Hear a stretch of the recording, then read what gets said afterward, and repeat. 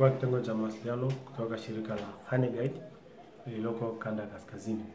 Tunafanya shughuli za uhifadhi wa mazingira na wanyama hasa maliasili, nikimaanisha wanyama pori, katika kuzuia ujangili, kuzuia migongano kati ya wanyama na binadamu, na pia utalii endelevu. Ningependa niongelee hasa component ya kuzuia migongano kati ya wanyama na binadamu. Tuna njia mbalimbali ambazo shirika kwa kushirikiana na wananchi wa maeneo husika imekuwa likibuni ili kuweza kupunguza misuguano hii.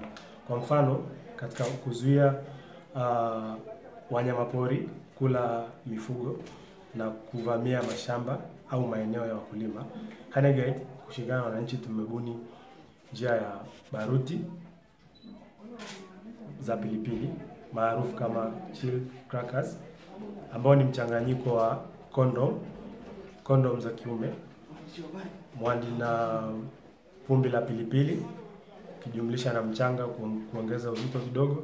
Ndani yake tunaweka hiyo baruti ambapo inakuwa inawashwa, na ukiweza kuitupa, tembo huwa akipata ile harufu au upepo wa pilipili wanakimbia. Tumetumia kondom kama tu kiwezeshaji cha kuweza kubeba mchanganyiko kati ya mchanga na ile pilipili, na pia kwa sababu kondom inayeyuka haraka na kulipuka kwa urahisi, ndio maana tukatumia kondom. Ubunifu huu umekuwa ukiongozwa na mkurugenzi wa shirika langu Bwana Damian Bell, ambaye ana takribani miaka 30 ya uhifadhi akifanya kazi eneo la Arusha. Kwa hiyo ni talent tu au ni kipaji ambacho mtu kapewa. Kwa hiyo akipata tuna testi, ikikubali tunaendelea, ikikataa tumekuwa na trial and errors nyingi sana, lakini mwisho wa siku tunafanikiwa.